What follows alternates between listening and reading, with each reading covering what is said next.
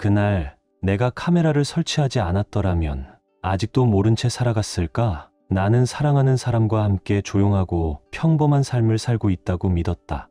매일 퇴근 후 따뜻한 저녁 식사, 웃으며 함께 본 넷플릭스, 침대에 나란히 누워 잠드는 시간들.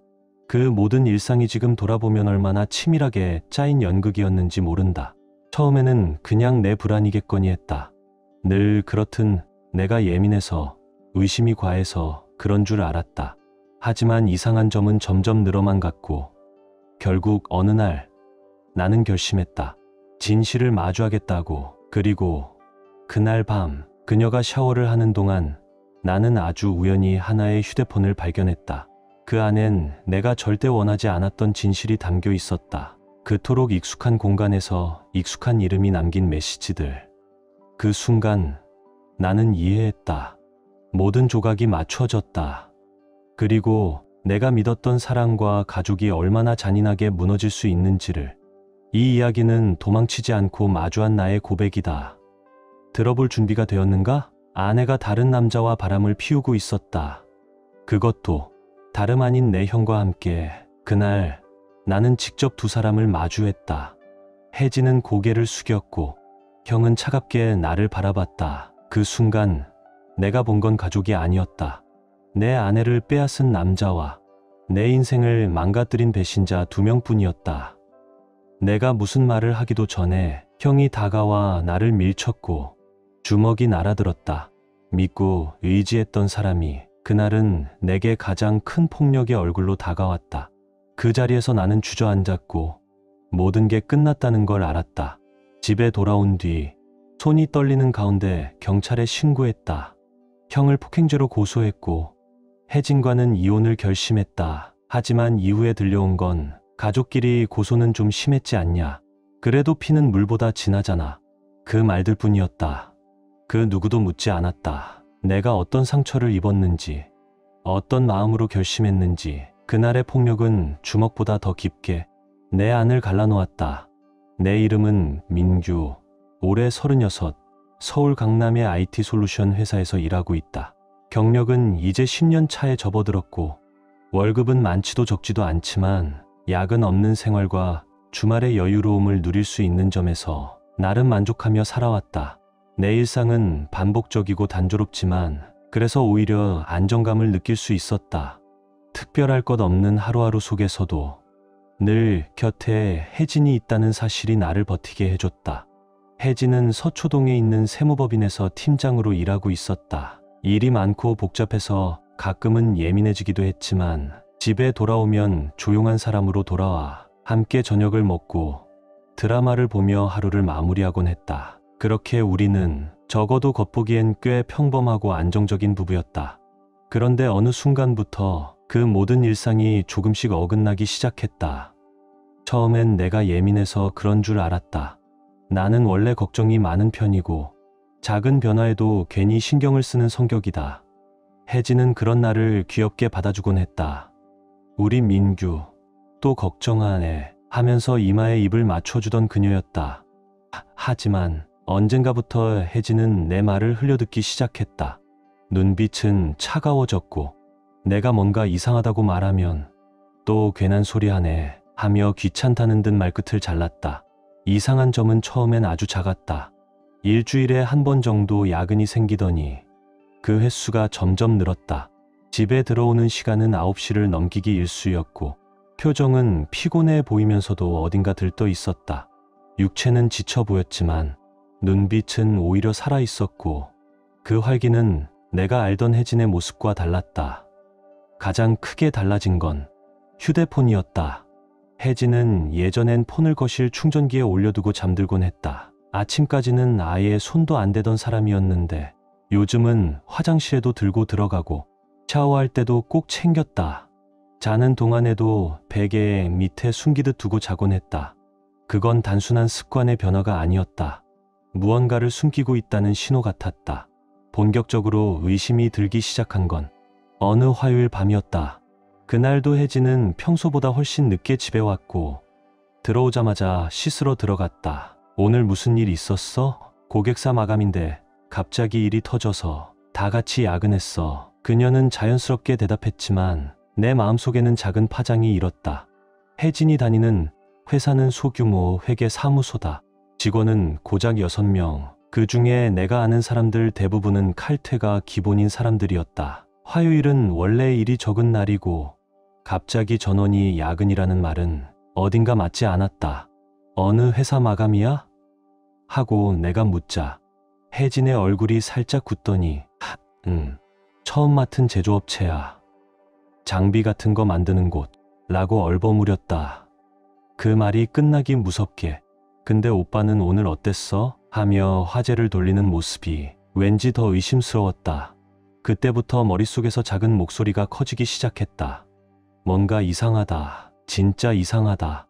나는 그 목소리를 무시하려 했지만 혜진은 계속해서 뭔가를 숨기고 있었고 그건 점점 더 분명해졌다. 그날도 혜진은 밤 9시 반이 다 되어서야 들어왔다. 오늘도 힘들었어? 하고 묻자 정신없이 바빴어. 진짜 너무 피곤하다. 라는 말이 돌아왔다. 나는 고개를 끄덕이며 그래, 수고했네. 라고 대답했지만 가슴 한켠은 미친 듯이 뛰고 있었다.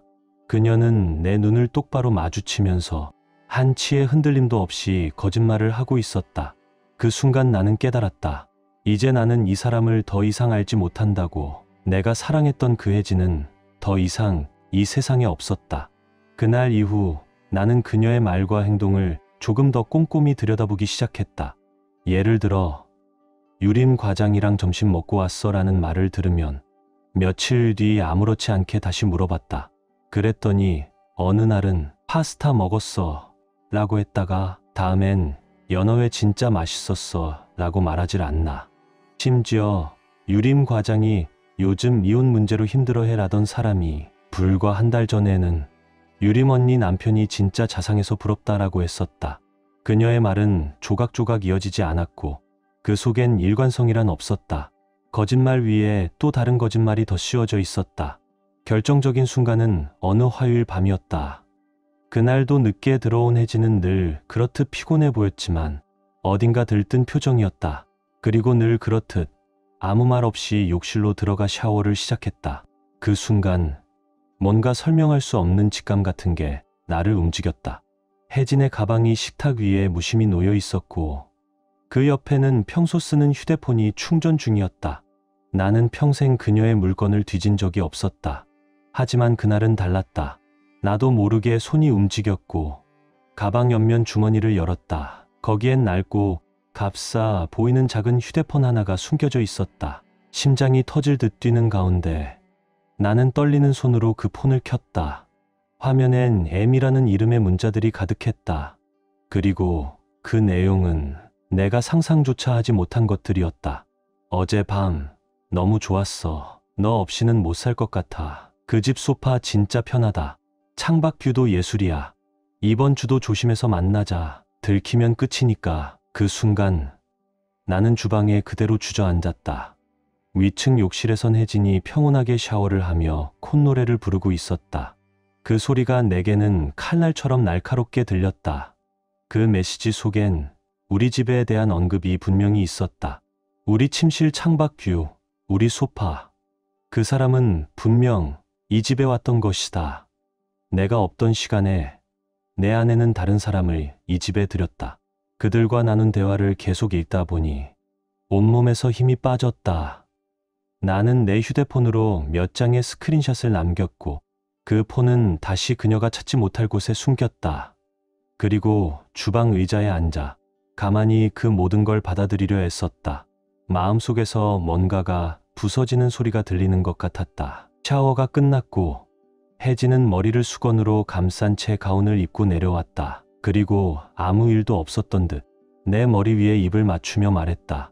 영화 한 편 볼까? 나는 그녀를 가만히 바라보다가 말했다. 우리 얘기 좀 해야겠어.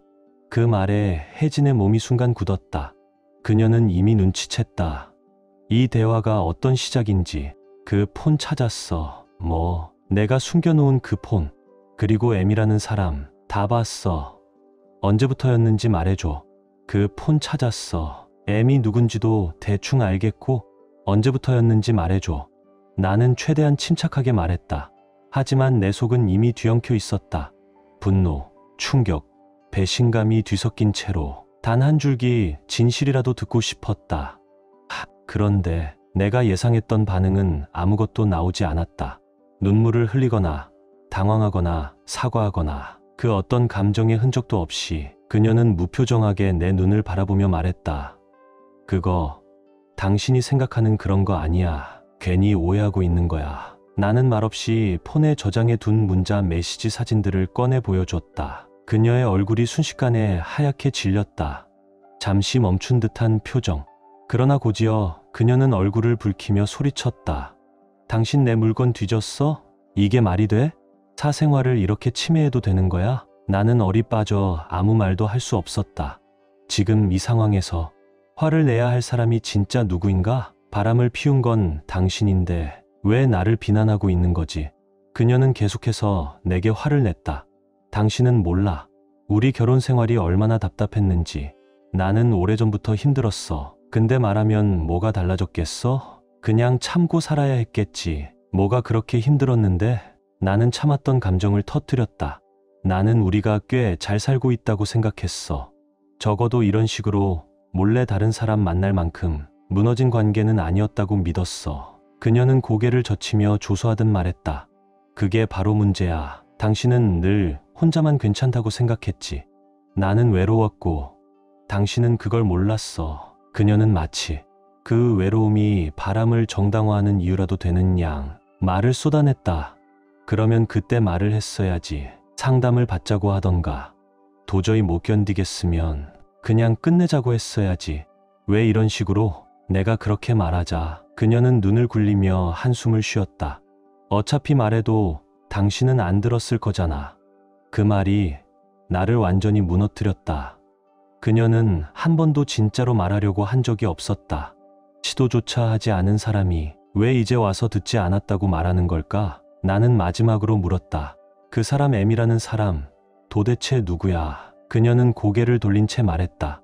그건 중요하지 않아. 이미 끝난 일이야. 하지만 나는 알 수 있었다. 그녀는 거짓말을 하고 있었다. 메시지의 날짜는 오늘 아침이었다. 그 관계는 아직 끝나지 않았다. 그럼 지금 당장 전화해. 내 앞에서 끝내든지 말이라도 해. 내 말에 그녀는 갑자기 폭발했다. 진짜 왜 이렇게 집착해? 당신이 이렇게 구속하는 게 내가 왜 숨막혔는지 모르겠어? 이 결혼 생활 정말 질식할 것 같았어. 나는 할 말을 잃었다. 숨이 막혔던 건 나였다. 바람을 피운 것도 거짓말을 한 것도 그녀였고 이 모든 걸 감당하고 있는 건 나인데 왜 나를 탓하지? 하지만 더 이상 말이 통하지 않는다는 걸 느꼈다. 조용히 아주 차갑게 말했다. 그래, 그럼 이혼하자. 난 이런 식의 관계는 못 견디겠어. 당신 같은 사람하고는 더 이상 못 살아. 그녀는 잠시 침묵하더니 그게 좋을지도 모르겠네 라는 말을 남기고 비밀폰을 챙겨들고 2층으로 올라갔다.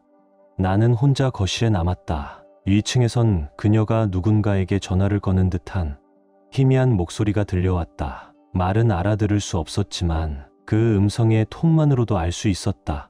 그녀는 지금 그 사람과 이야기하고 있었다. 그리고 나는 마침내 실감했다. 우리의 결혼은 끝났다. 슬픔도 분노도 지나간 자리엔 오직 공허함만이 남아 있었다.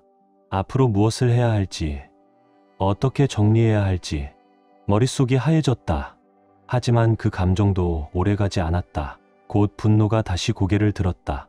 그 사람이 누구인지, 내 결혼을 부숴놓고 아무렇지 않게 이 집에 드나드는 그 사람, 정체를 알아야 했다. 나는 카드 내역을 뒤지고 식당 영수증, 택배 기록까지 모조리 확인했다. 그리고 드디어 내 손에 쥐어진 건 몇 주 전 구매된 30만 원짜리 남성용 시계 영수증. 혜진은 나에게 그런 선물 한 번도 해준 적 없었다. 그 선물이 누구를 향한 것인지 알고 싶었다. 그 사람 또다시 이 집에 올 수도 있지 않을까? 나는 거실 구석에 몰래 카메라를 설치했다. 작고 티 안 나는 장치. 이제는 뭐라도 잡아야 했다. 진실이 필요했다. 그 사람이 누군지 알아야만 했다. 며칠 뒤 카메라는 진실을 담아냈다. 그날은 내가 야근을 하던 밤이었다. 영상 속 혜진은 익숙한 동작으로 문을 열었고 그 뒤를 따라 들어온 한 남자.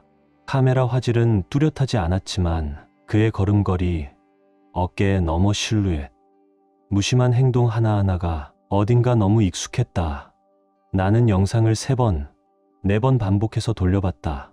그 남자는 우리 집 소파에 앉았고 혜진과 웃으며 대화를 나눴다. 그리고 입을 맞췄다. 그 순간 머릿속에서 무언가가 끊어졌다. 그 사람이 누구인지, 내가 아는 사람인지 아닌지 확신이 들기 전까지 나는 눈을 뗄 수 없었다. 가장 고통스러웠던 건 의심이 시작됐을 때 가장 먼저 내게 괜한 걱정 아니냐고 말해줬던 사람이 바로 도윤이 내 형이었다는 사실이다. 그는 늘 내게 말했다. 모든 부부가 다 그런 시기가 있어. 너무 예민하게 굴지 마. 혜진이 피곤해서 그런 걸 수도 있잖아. 그는 내 마음을 조롱하듯 다독였고 내가 느낀 의심과 불안을 과민 반응이라며 웃어넘겼다. 하지만 그 모든 말들은 그가 내 아내와 바람을 피우고 있는 동안 나를 가스라이팅하기 위한 것이었다. 나는 밤새 거실에 앉아 카메라 화면 속에서 두 사람이 키스를 나눴던 자리를 하염없이 바라봤다. 가족 모임에서 마주보며 웃던 그들, 명절날, 생일날 내 옆에서 아무렇지 않게 건배하던 그 눈빛들.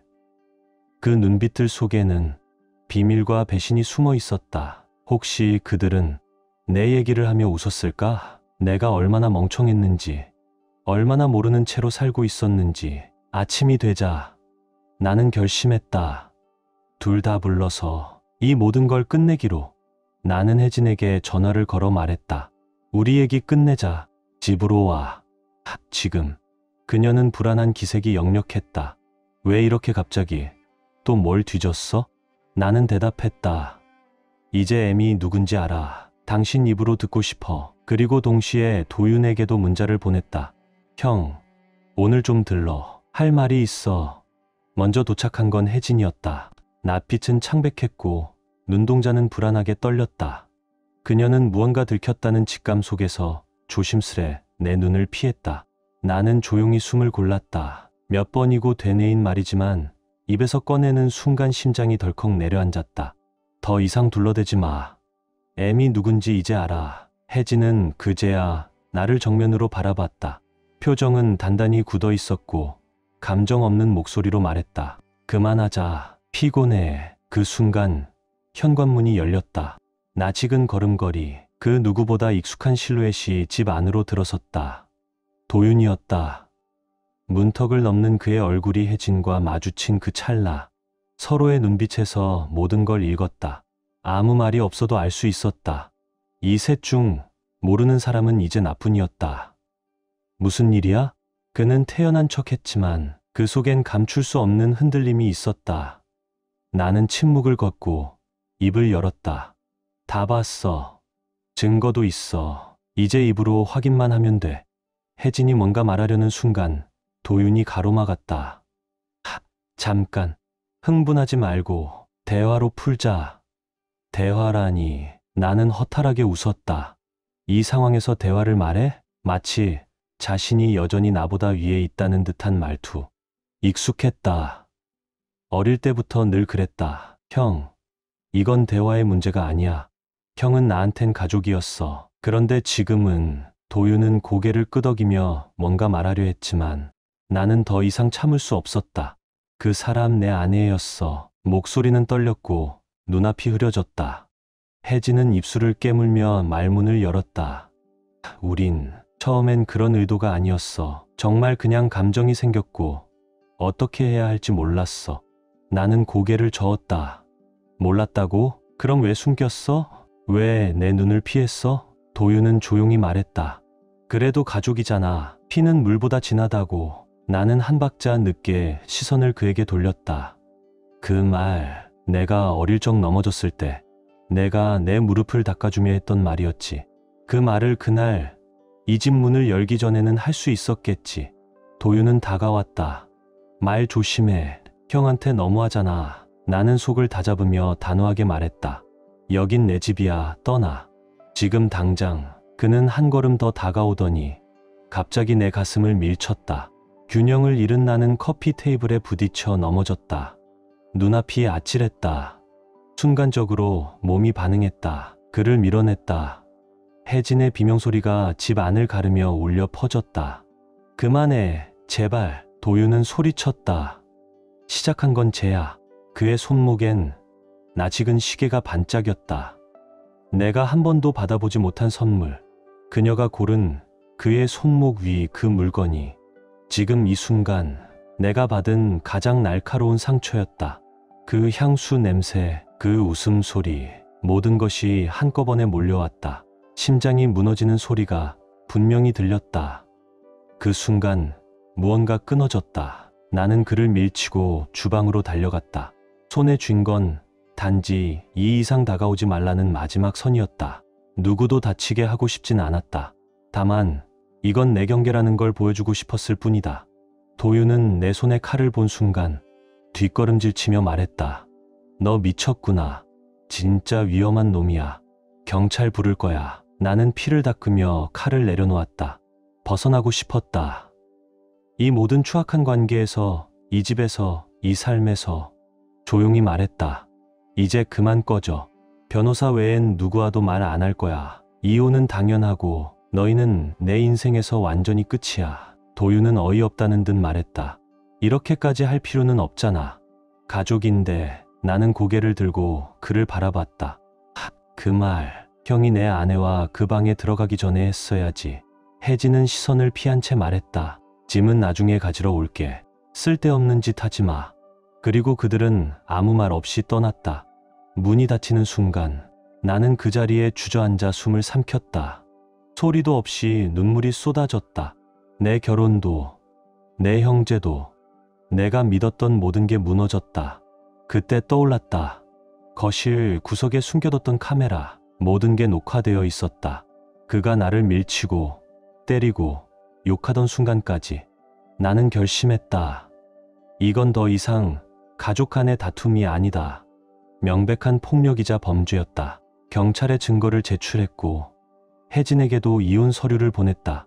나는 단호히 말했다. 짐은 가져가도 돼. 하지만 내 인생에서 완전히 사라져줘. 그 후 전화벨이 끊이지 않았다. 엄마는 울면서 애원했다. 제발 고소는 취하해라. 도윤이도 반성하고 있어. 가족끼리 이러면 안 되잖니. 그 말에 가슴이 서늘해졌다. 엄마의 눈물 속엔 내 고통은 없었다. 아버지는 분노에 찬 목소리로 말했다. 남자끼리 주먹 한 번이면 끝나는 걸 왜 경찰까지 끌어들이냐. 그 순간 내가 맞은 건 주먹보다 이 말이었다. 내 상처는 싸움이 아니라 일시적 감정으로 여겨졌다. 부모님 모두 형의 잘못보다 내 반응을 문제 삼았다. 나만 참으면 되는 일이었고 나만 지나치게 예민한 사람이었다. 그 누구도 내 결정을 이해하려 하지 않았다. 내가 왜 신고했고 무슨 마음으로 이혼을 결심했는지 묻는 사람은 단 한 명도 없었다. 그저 이 불편한 현실을 보지 않으려 애쓸 뿐이었다. 가족이라는 이름 아래 모든 잘못을 덮으려 했다. 하지만 폭력을 휘두른 건 내 형이었다. 내 집에서, 내 눈앞에서 내 아내를 감싸며 주먹을 휘둘렀던 사람. 낯선 이였다면 아무도 참으라고 하지 않았을 것이다. 하지만 가족이라면 그 모든 잘못도 이해하라 한다. 그게 과연 가족일까? 도윤은 문자로 사과했다. 정말 미안하다. 무슨 일이든 바로잡고 싶다. 혜진은 길고 복잡한 메시지를 남겼다. 당신을 아프게 하려던 건 아니야. 사랑했어. 진심이었어. 하지만 도윤 오빠를 사랑하게 된 것도 어쩔 수 없었어. 나는 그 문장을 읽으며 손에서 힘이 빠졌다. 그녀는 끝까지 사랑이라는 단어로 자신의 선택을 감췄다. 나는 감정에 분노하는 게 아니다. 그들이 선택했고 그 선택으로 내 인생을 무너뜨렸다. 그런데도 사람들은 말한다. 이해하라. 용서하라. 가족이니까. 나는 그 말이 가장 잔인하게 느껴졌다. 다음 달 형의 폭행 사건 첫 재판이 열린다. 변호사는 영상 증거만으로도 충분하다고 했다. 나는 갈등하고 있다. 내가 너무 집착하고 있는 걸까? 정말 내가 가족을 파탄낸 걸까? 하지만 그날 이후로 내 안의 한 목소리는 계속 말하고 있다. 아니야. 그들이 잘못했고 나는 마땅히 이 싸움을 할 권리가 있어. 모든 걸 정리한 후에도 나는 집에 돌아가지 못했다. 그 집, 그 거실, 그곳엔 내가 봐버린 장면들이 머무르고 있었다. 그래서 지금 나는 서울 시내의 작은 호텔방에서 지내고 있다. 낯선 곳에서, 낯선 공기로 겨우 숨을 쉬며 혜진은 내가 없는 시간에 집에 들러 짐을 가져가고 있다. 어제는 이웃이 문자를 보내왔다. 방금 도윤 씨가 혜진 씨 짐 옮겨주는 거 봤어요. 괜찮으세요? 나는 그 문장을 읽고 속이 뒤집히는 줄 알았다. 그들은 아직도 함께였다. 아무렇지 않게, 뻔뻔하게, 어쩌면 지금쯤 나를 미련한 놈이라고 말하며 웃고 있을지도 모른다. 이혼 절차는 순조롭게 진행 중이다.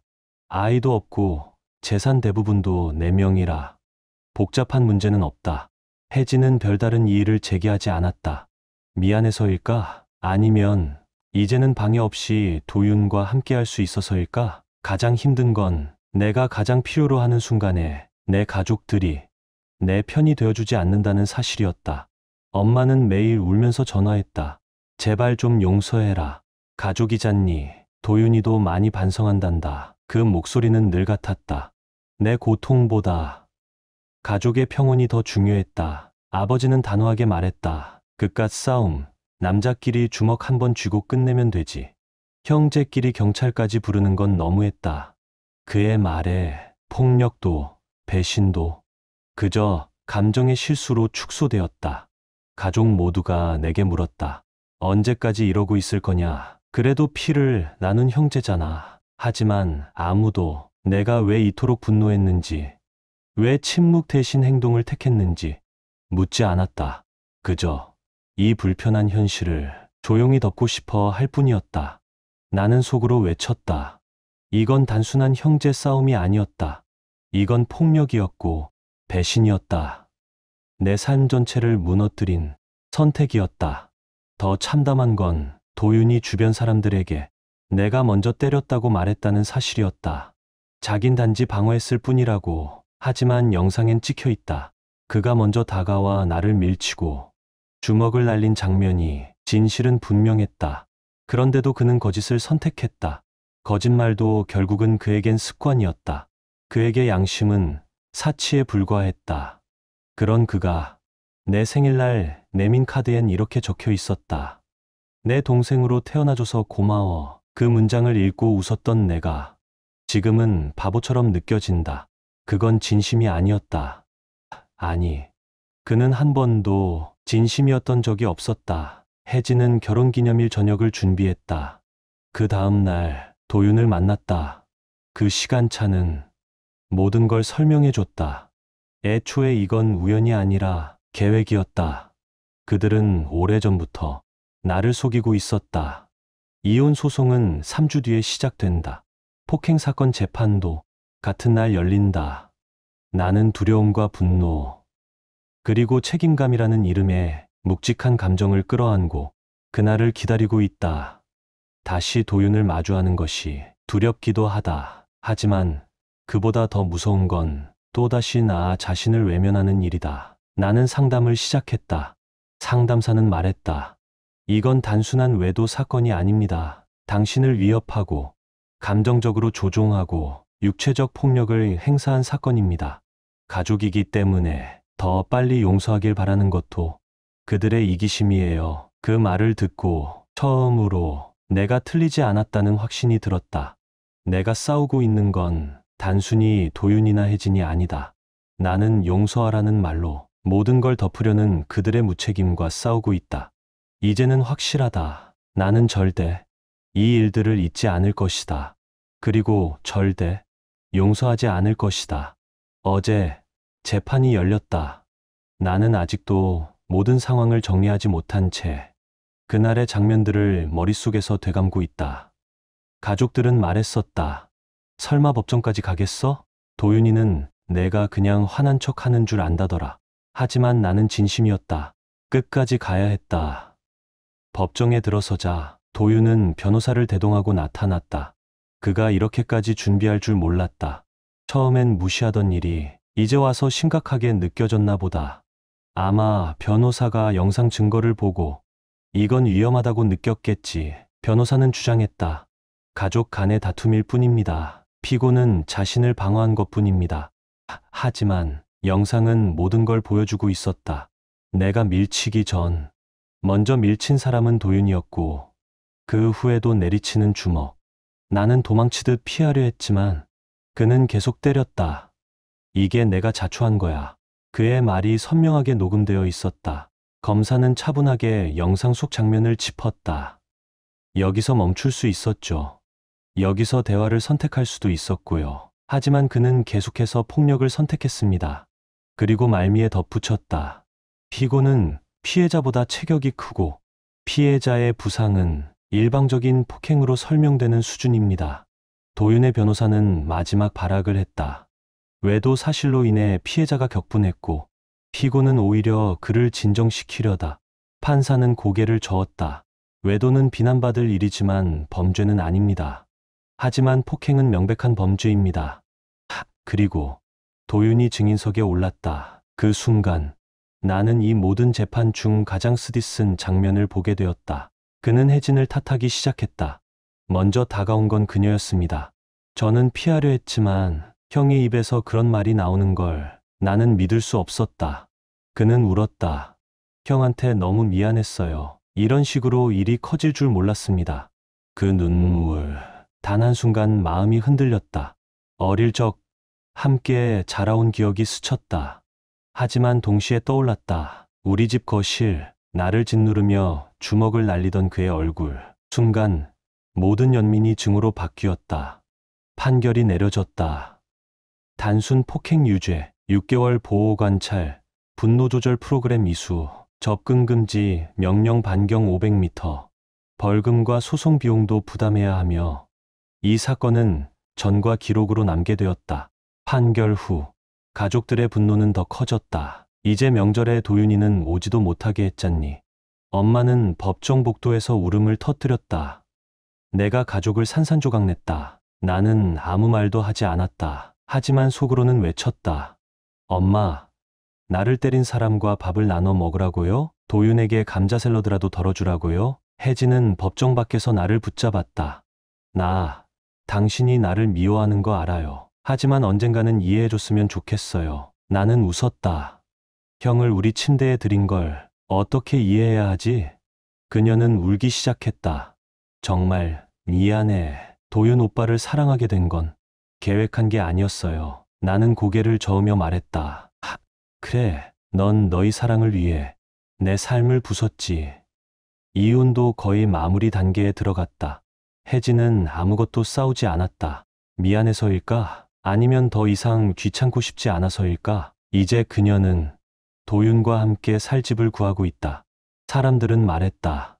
그래도 사랑이잖아. 어쩔 수 없는 감정이었겠지. 나는 그 말이 가장 역겨웠다. 그게 무슨 로미오와 줄리엣이란 말인가? 이건 사랑 이야기가 아니라 거짓과 배신, 그리고 폭력의 연속이었다. 새 도시에서 지낸 지 3주째 나는 처음으로 살아있다는 감각을 느꼈다. 새로운 아파트, 새로운 직장, 모두가 나를 모르는 거리. 여기선 누구도 내게 동정하지 않았다. 누구도 내 뒷이야기를 속삭이지 않았다. 밤에 잠들 수 있었고 아침이면 가슴이 무겁지 않았다. 처음으로 평온했다. 회사도 좋았다. 연봉도 올랐고 같이 일하는 사람들도 성격이 괜찮았다. 가끔 퇴근 후 동료들과 근처 포장마차에서 맥주 한 잔, 별 얘기도 아닌데 웃음이 나왔다. 나도 이렇게 웃을 수 있었구나. 문득 그런 생각이 들었다. 그리고 그 평온함을 깨트린 건 또 다시 도윤이었다. 2주 전 퇴근하고 집에 들어가려는데 로비에 서 있는 낯익은 그림자 하나. 도윤이었다. 말라 있었고 눈 밑엔 다크서클이 짙게 내려앉아 있었다. 어떻게 주소를 알았는지 묻기도 전에 그는 말했다. 미안하다. 한 번만 얘기 좀 하자. 나는 그를 한참 바라보다가 차갑게 대답했다. 접근 금지 명령 기억 안 나? 여기서 한 발짝만 더 다가오면 바로 경찰 부를 거야. 그는 울먹이며 말했다. 형제잖아. 우리 피는 안 끊기잖아. 나는 웃었다. 맞아. 형제였지. 그런데 넌 내 인생을 찢어놓고 이제 와서 그 말이 뭐에 쓸모가 있어? 그날 밤 나는 처음으로 도윤에게 느끼는 감정이 분노도 슬픔도 아니라는 걸 깨달았다. 혐오, 그건 혐오였다. 그리고 완전히 끊어낸다는 확신, 요즘은 상담사와 주 1회 만나고 있다. 그녀는 말한다. 당신은 생존자가 아닙니다. 당신은 선택한 사람입니다. 도망친 게 아니라 당신 자신을 지켜낸 거예요. 나는 고개를 끄덕였다. 나도 이제는 그렇게 믿고 싶다. 가족들은 여전히 연락을 한다. 하지만 받지 않는다. 내가 받아야 할 사과는 오지 않았고, 나는 더 이상 기다리지 않는다. 나는 그들 이야기 속 차가운 아들, 무정한 동생일지 몰라도 적어도 내 인생 속에서는 진실한 나 자신으로 살고 있다. 나는 지금 나만의 평화를 되찾고 있다. 그리고 그 누구의 그림자도 닿지 않는 곳에서 다시 살아갈 준비를 하고 있다. 이게 끝일 수도 있고 혹은 진짜 시작일 수도 있다. 솔직히 처음엔 경찰을 부를까도 생각했다. 접근 금지 명령이 있었으니까. 하지만 이곳은 다른 주였고 그게 적용되는지도 확실치 않았다. 무엇보다 궁금했다. 그 먼 거리를 운전해서 내 앞에 나타난 이유가 뭐였는지. 도윤은 초췌했다. 내가 로비에 들어섰을 때 그는 정신없이 말했다. 정말 미안해. 인생 최대의 실수였어. 형이 용서해줘야 나도 뭔가 다시 시작할 수 있을 것 같아. 나는 말없이 그의 얼굴을 바라봤다. 그는 계속 말했다. 우리를 다시 원한다. 가족이니까 형이 필요하다. 하지만 그 말 속엔 단 한 줄의 이해도 없었다. 그가 무엇을 잘못했는지, 왜 그게 돌이킬 수 없는 배신이었는지 진심으로 알지 못했다. 너 아직 혜진이랑 만나고 있지? 내 질문에 그는 망설임 없이 고개를 끄덕였다. 하지만 이건 걔랑은 상관없어. 형이랑 나, 우리의 관계가 더 중요해. 나는 조용히 말했다. 관계는 내가 깨트린 거야. 내가 아니라. 도윤은 점점 목소리를 높였다. 형은 너무 완고해. 이렇게까지 가족을 끊어내는 건 자기 자신만 더 상처 주는 거라고. 그는 말했다. 혜진도 괴로워하고 있다. 둘 다 상담받고 있고 서로를 이해하려 노력 중이다. 그리고 마지막엔 이렇게 말했다. 우리가 모두 더 행복해지려면 형이 좀만 마음을 풀면 돼. 그 순간 깨달았다. 이 사람은 끝까지 모른다. 이게 질투나 감정의 문제가 아니라 신뢰와 인격의 완전한 붕괴라는 걸. 너 지금 왜 내가 여길 떠났는지도 모르지. 내가 나타나는 것 자체가 또 한 번의 침범이야. 그는 결국 짜증을 냈다. 이걸로 가족 다 끊을 거야? 단 한 번의 실수 가지고. 나는 헛웃음이 나왔다. 실수. 수개월간 내 아내랑 바람 피우고 내 눈을 똑바로 보면서 거짓말하고 내가 진실을 마주했을 땐 날 때렸잖아. 이게 단 하나의 실수라고 생각하냐? 그는 말을 돌리려 했지만 나는 멈추지 않았다. 넌 나를 조종하려 했고 지금도 내 잘못을 축소하려 하고 있어. 그만 꺼져. 다시는 내 앞에 나타나지 마. 그는 나가며 말했다. 형, 언젠가 후회할 거야. 결국 가족밖에 안 남는다고. 나는 대답하지 않았다. 그저 창밖으로 사라지는 그의 뒷모습을 조용히 바라볼 뿐이었다. 다음 날 어머니에게 전화가 왔다. 울먹이는 목소리로 말했다. 도윤이 다 얘기했어. 내가 너무 모질게 굴었다면서. 나는 천천히 말했다. 엄마, 그 사람은 접근 금지 명령을 어기고 내 집에 몰래 찾아왔어. 그게 어떻게 용서의 제스처가 되는 거야? 어머니는 말했다. 법은 법이고 가족은 가족이지 않니? 나는 깊은 숨을 내쉬었다. 엄마, 법은 그런 가족들한테서 나를 지키기 위해 있는 거야. 통화 후 나는 가족들의 번호 대부분을 차단했다. 지친다. 사과도 없고 이해도 없고 그저 용서하라는 말만 반복하는 사람들에게서 내 감정과 삶을 지키기 위해 선 그어야 했다. 그리고 오늘 나는 처음으로 진심으로 이렇게 느꼈다. 나는 더 이상 피해자가 아니다. 서울을 떠난 지 3주, 새 도시, 새 집, 새 일상, 모든 것이 낯설고 어색하지만 그 낯설미 나를 숨쉬게 한다. 이곳엔 아무도 내가 겪은 일을 모른다. 누구도 나를 측은하게 보지 않고 어떤 판단도 내리지 않는다. 오랜만에 진짜 나로 존재할 수 있는 곳이다. 새 회사 사람들과 조금씩 어울리고 밤에는 창문 너머 바람 소리를 들으며 잠든다. 더 이상 악몽에서 벌떡 일어나지 않는다. 그저 평범한 하루가 감사하게 느껴지는 요즘이다. 그러던 어느 날 믿기 힘든 일이 일어났다. 퇴근 후 집에 들어서자 로비에 도윤이 서 있었다. 어떻게 이곳을 알아낸 건지 모르겠다. 나는 가족 누구에게도 새 주소를 알리지 않았다. 그 순간 경찰을 부를까 고민했다. 접근 금지 명령이 있었으니. 하지만 다른 주였기에 법적 효력이 불분명했고 무엇보다 그가 무슨 말을 하러 온 건지 순간적으로 궁금했다. 그는 초췌한 얼굴로 자신의 잘못을 반복해 말하며 용서를 구했다. 형이 필요해. 가족이잖아. 형이 용서해줘야 나도 살아갈 수 있어. 하지만 나는 그의 말을 들으며 머릿속에서 끊임없이 되뇌었다. 그는 아직도 본질을 모른다. 그는 자신의 죄책감을 덜고 싶어 왔을 뿐 내 아픔을 진심으로 이해하려 온 것이 아니었다. 그의 말 속에는 내가 왜 상처받았는지에 대한 이해가 없었다. 단지 미안하다. 가족이 중요하다는 말만 반복했다. 나는 물었다. 아직 혜진이랑 같이 있냐? 그는 대답했다. 응. 하지만 지금은 형과 나 사이를 회복하고 싶어. 그 순간 나는 확신했다. 우리는 다시 형제가 될 수 없다고. 내가 형제라고 믿었던 사람, 그 사람이 내 아내와 함께 내 침대에 누웠어. 그리고 그 사실을 안나를 때렸어. 이게 단 하나의 실수라고? 이건 반복된 배신이고 의도된 폭력이야. 그는 끝까지 변명했다. 형은 너무 꽉 막혔어. 가족이면 좀 더 이해해야 하는 거 아니야? 나는 더 이상 참지 않았다. 가족이라는 이유로 당연히 용서받을 수 있다고 생각하지 마.